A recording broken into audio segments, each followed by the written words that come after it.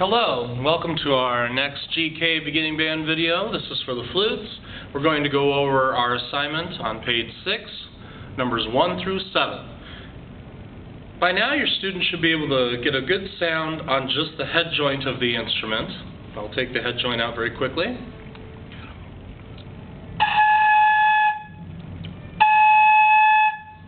Okay. At that point they need to insert the head joint back into the flute, making sure that it's aligned with the tone holes, and prepare to play the instrument. Again, the instrument should be right underneath, the aperture hole should be right underneath the lips, resting on the chin. You'll notice that I have my fingers poised above the keys. I'll push them all down right now, and I'd like to show you something that I've tried today. If you'll notice, I ripped up a post-it note and took some of the adhesive parts of the post-it note, and I placed them on the flute so that you can see which keys your student should have their fingers on. You notice I covered the key on the bottom. If I could turn this way, notice on my left hand my thumb will be poised below this key, and my fingers will be here, here, and here. First finger, middle finger, ring finger. So it'll kind of look like that. On my right hand, my pinky will rest over this key, and my ring finger, middle finger, and first finger will rest over here. The places for the fingerings are outlined in the book on page 2. This is something you might try if your student's having trouble finding the keys. They might forget to skip the little teeny tiny key, or they might forget to skip this key. This way, shouldn't damage the finish of the flute. They're just post-it notes, and will be at least semi-permanent so that the student can keep them on there until they remember where to put their fingers. I'm now going to try number 1, time for band. In time for band, I'm playing a whole note on the D, which is the left thumb, the second and third finger of the left hand, and the first and second and third fingers of the right hand. I'll play a whole note on the D,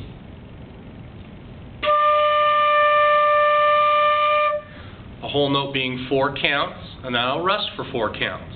The D is located on the 4th line of the treble staff. Number 1, time for band. 1, 2, ready.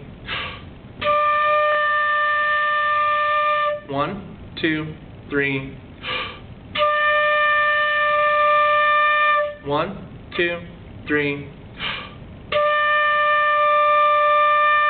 1, 2, 3. 1, 2, 3, 4, stop. I stopped because I got to the double bar line at the end of the piece of music. The double bar line lets us know that we're at the end of the music, or at least the part that we're going to play. The fun will continue with number 2. The fun continues. We're going to play the C. As I demonstrated last week, all the fingers that are up when you play the D are going to be down when you play the C, and vice versa. You notice that the fingerings for the D, the fingers are either off the thumb and off the rest of the keys. We're going to play the C, whole note, whole rest, for 8 measures. 1, 2, ready. 1, 2, 3. 1, 2, 3. 1, 2, 3. 1, 2, 3, 4, stop. Notice that I took a breath on count 4. I'll count 1, 2, 3, and breathe the count before I have to play. It's very important on the flute that the student take a nice big breath of air and fill up completely so they can play the next note. We also want to try to narrow the focus on the embouchure plate, which I may or may not be able to do, where I get just the little V as opposed to a very wide condensation pattern. The wider the pattern, the more air that's being used to blow across the flute, and the shorter time they'll be able to hold the note, they'll be using more air. If they can conserve that air and still get a good sound, that's the goal. Whole lot of counting is when we'll be switching from the D to the C. We'll start with the D, and then during the whole rest, switch to the C. You'll notice that I'm keeping the fingers poised above the keys so that when I make the switch, I don't have to take the flute down. I can keep the flute up, and my fingers will just come down or up in the case of the thumb, covering the keypads. We'll try number 3, whole lot of counting. 1, 2, ready. 1, 2, 3. 1, 2, 3. 1, 2, 3. 1, 2, 3, 4, stop. I try to move the fingers when I switch the fingerings together as opposed to one at a time. And that takes a little bit of practice while the student memorizes the fingerings. In number 4, for score, I learned the B flat.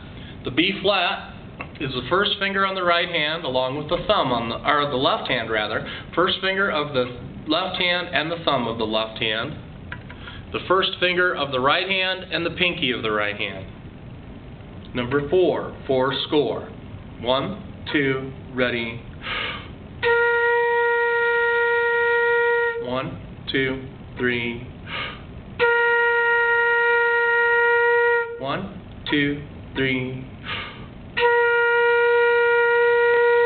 1, 2, 3. 1, 2, 3, 4, stop.